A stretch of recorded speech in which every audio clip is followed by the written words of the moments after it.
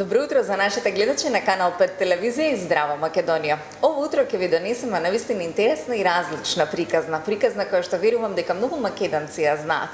Го знаеме кој е бисерот на Македонија, Охрид и Охридското езеро, и сите знаеме дека секогаш сакаме да даруваме убав накид кој е поврзан токму со овој крај од нашата убава татковина. Но за традицијата, за обработката, за тоа како се добива најубавиот накид која секоја македонска дама сака да го има, ќе да знаеме токму од оние кои долги години се во овој дел од работата. Чести задоволство ни е ова утро да заедно со нас е госпоѓата Јованка. Добро утро. Добро утро, Александра. Ви благодарам што сте наши гости во дуќанот по Рамстор Мол на Ристерски и мило ми е што може да ја споделиме дел од легендата и тајната за оригиналниот охридски бисер кој што е најпознат сувенир од македонското поднебје.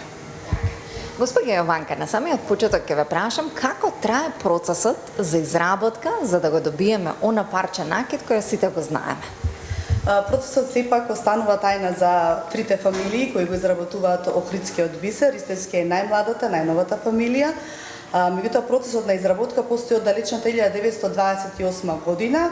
Легендата кажува како руски научник по случајна прошетка на Охридското езеро, приматувајќи ендемичната риба плашица, осејот на незините крлушки, создава идеја како може таа емулзија да се искористи за да се изработи убаво парче накид, нормално во комбинација со школките. Процесот на изработка е дека охридскиот бисер, што е енигма за сите, не е најден бисер во школка, како што и многумина знаат, него тој се изработува од натрешниот сјаен дел на школката. Ова е мала макета на школката, не се толку големи школките, тоа се мали ситни школки. Се излабува најсјајниот дел од школката, потоа следи вториот процес со премачкување на емулзија која се добива од крлушките на рибата плашица. Постојат посебни четки со природно влакно и таа емулзија се премачкува на бисерот, мајката на бисерот, за да се добие сјај на самиот бисер. Колку пати се премачкува бисерот, толку е позаштитен бисерот. Ако според милиметрите, ако да кажеме 5 мм бисерот, тогаш 5 пати е премачкан со емулзија. Ако е 12 мм, тогаш е 12 мм премачкан. Покрај емулзијата, се користи и боја, и таа боја е природна, за да бидеме нормално во тренд со модерните сатисфакции.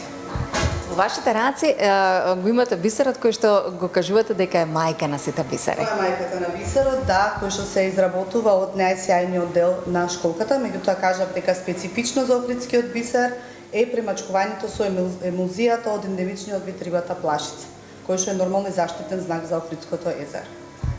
Туристите се оние кои често навратуваат во Охрид и сакаат да купат нешто што е токму автентично од овој предел на нашата татковина.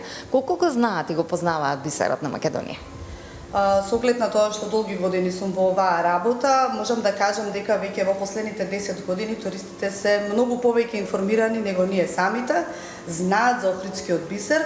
Сепак им е малце збунувачки процесот како се добива бисерот, меѓутоа ние преку презентации, така слични презентации му објаснуваме дали во Охрид на групи кои се со туристи, дали тука на поединечни, толку се воодушевуваат од начинот на изработка, бидејќи се е рачно, нема машинско користење и го ценат. Верувајте дека странските туристи ценат нешто што е домашно, што е рачно, што човекот е посветен на тоа и што е долго со традиција. И секогаш кога купуваат, некои бараат нешто скромно, меѓутоа да биде сувенир, некои бараат ексклузивни работи. Кој е посекуваното парче? Што најчесто одбираат и мажите и за да подарат на својата дама и жените кои што сакаат да го остават во наследство? Значи најчести комбинации кои ги бараат, да кажеме, странски туристи и нашите досега редовни клиенти се низа бисери, огрлици на раквица и нежни бисерни обетки.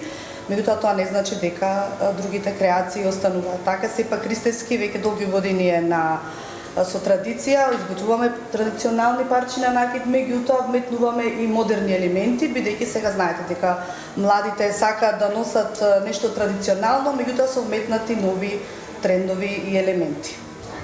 Господја Јованка, која е вашата порека да сите оние кои што се уште можеби не ја запознале македонската традиција, се уште не го сретнале убавиот бисер кој е уникатен за ова поднебје, која е вашата порека и препорака? Сепак да го цениме она што е традиционално, она што е наше и ги поздравувам сите дами Им кажувам, значи мојата порака и мото е дека секоја дама треба да има уникатно парче бисер во својот гардеробер.